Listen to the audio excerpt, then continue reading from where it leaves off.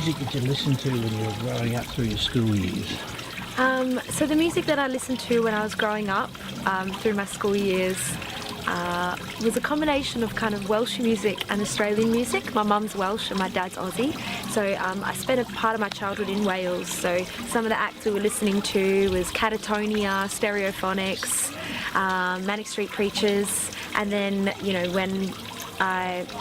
when we moved back to Australia, there was a very strong Paul Kelly influence, and Dad listened to a lot of Billy Bragg, which is obviously an English singer, and but yeah, we had a lot of Paul Kelly and Crowded House, and then for me, I found my own kind of influences. I listened to a lot of Missy Higgins, and then slowly my influences have become broader and more of my own style. So yeah, but through school, it was a lot of the songwriters that I was listening to. And at which time did you sort of decide this is what I'm going to do?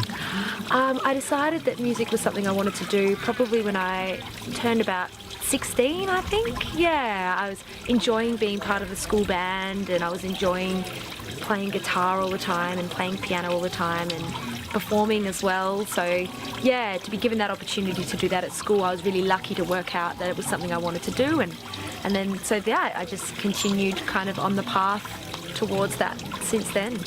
And how did you come through the ranks? Like, you come from Western Australia, Yep. and what were the opportunities like for a single artist in clubs or pubs or places to play? So it's a really funny little road that I went on. I was busking at a markets when I was 16, and just playing covers. And an agent came up to me who books like kind of cover shows in pubs around Perth, and he said, I can get you some gigs that pay a bit of money.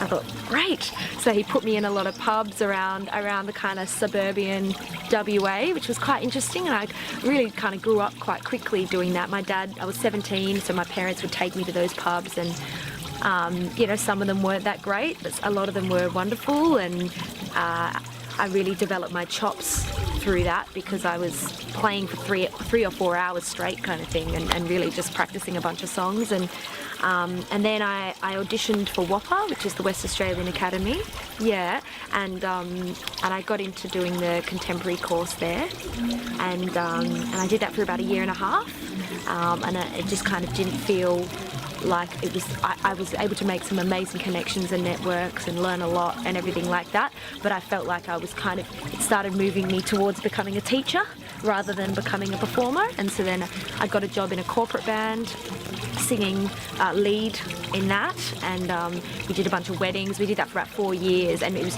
me, I kind of took the guitar off when I did that, and I was doing that, and then eventually I quit that and joined a bunch of original bands on guitar, on electric guitar, and then found my confidence and put my own EP out. And I've been writing songs all through that time, but I hadn't had the kind of confidence to put my stuff out. Wow. Yeah. Well, you were heading straight to South by Southwest. From here? Yeah. What do you hope to achieve from playing that event? Do you have any goals in mind? My goal is to stay healthy. I'm doing 11 showcases over the 5 days, so I think that's going to be pretty challenging for me, and I think my goal is to really make sure that I can bring my A game for each performance and bring my full kind of energy for that, but I'm not going to be too hard on myself if I can't, but I'm really going to, I'm just hoping that I can get my music out there and see a bunch of other performers, and it's going to be a beautiful experience, I think. Fairly influential people attend that place. It's all about showcasing, isn't That's it, exactly. And I'm really lucky to have a label already. So I'm represented by Secretly Canadian, which is an American label, and they have me for the world except for Australia, so I'm independent here. And then so I've got them, and I've got a great agent as well over there, Billions Agency, so they look after me already, so it's kind of nice going over there, having that in my pocket already, but it'll still be a nice showcase for, possible publishers or, all that sort of stuff. But really, I just want to be able to perform and meet all the people that I've been emailing for the last year. So, Will you keep your act similar for the States? I think South by Southwest I can be as sweary as I usually am, but I think I'll be careful in other places. But I think, people kind of know what they're going to get when they come and see me, and if they don't, then oh well. Yeah. And what's your main guitar? The guitar that I'm using is actually a friend of mine. It's actually Jenny's guitar, but I'm saving up to buy it off her. But it's a Fender Strat, and it's great. And what do you like about this Strat? I like how light it is, and it's really versatile, and it feels like it's, because I started playing acoustic guitar, and I know it doesn't look like an acoustic guitar, but it feels really, yeah, it just feels versatile, and I feel like I can play like a little ballad on it and finger pick on it, but also it's not too sensitive, and that might be the pickups that are in it, but whenever I strum, it's not taking off. It sits within its little realm, and it works really well for me, and I can kind of bend as well a bit on it, and without it being too kind of, rock and roll, and yeah, it works really well for me. And do you play it through an amp? Yeah, I play it through an amp. I use the first amp I got, and I still use it, is a Fender Princeton. And it's beautiful because it's got the reverb on it, and the first guitarist I saw playing through one of those is an artist called Liane La Havas. She's from England, and she played this, she was playing a Dan electro guitar, and it was buzzing in this video I watched, but the reverb on it just sounded incredible on this amp, and that was kind of my inspiration to get into electric, really. Yeah. Do you just plug in, or have you got I plug pedals? in. I've got a couple of pedals. I've got like an Electro Harmonics Canyon pedal, which has got, just does a bunch of stuff. Got delay, it's got some shimmer, bit of reverb. If I'm using an amp that, if I rock up to a gig and the amp doesn't have reverb on it that I'm using, it's great to have that little pedal just in case. I can put a bit of reverb through it. And I've got a little MXR chorus that I use. And I've been playing around a little bit at home with an octaver, but that's mostly for writing other guitar parts. So when I play live, it's really simple. Yeah. What about loopers? Do you use them to write? I do, actually, yeah. I've just started using this little looping function, even just to add a little line over the top of a song. But I definitely wouldn't enjoy doing that live, because I don't think I can trust myself. Yeah. Yeah. So what's on your gear wish list? Anything?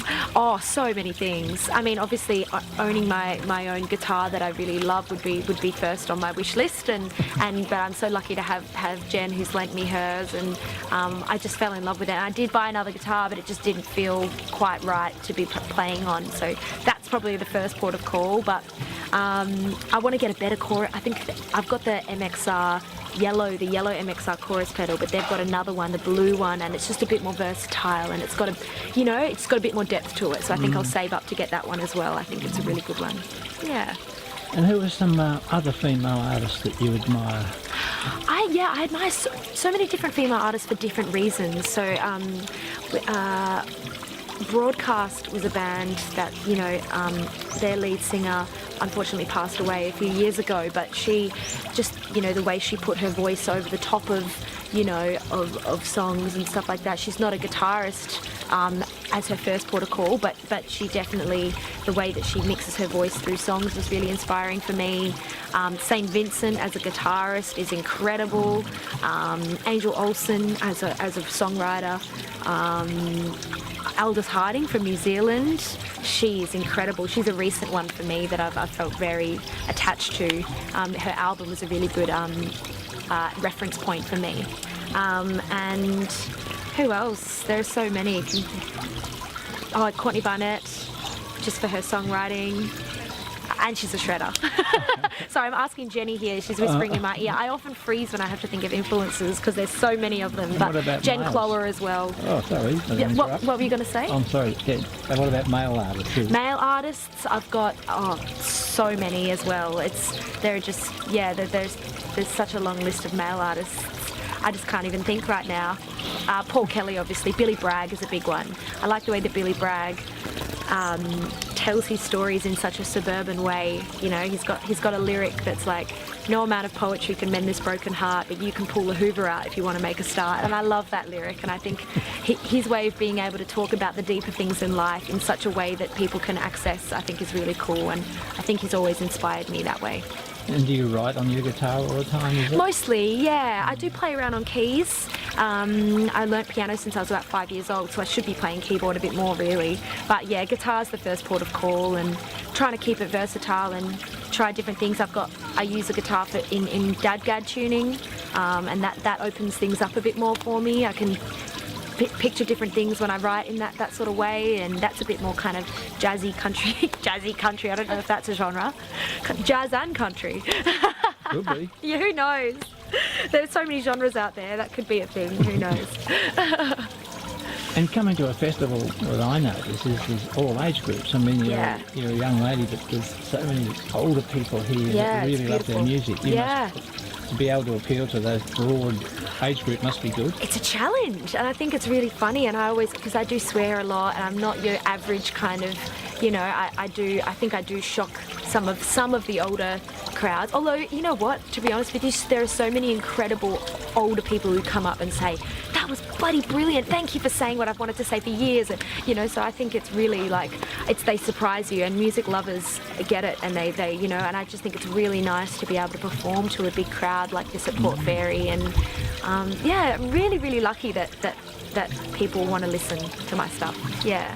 Well, you've achieved quite a bit already in a short time, relatively short time. You know, how do you stay grounded and focused on where you're going?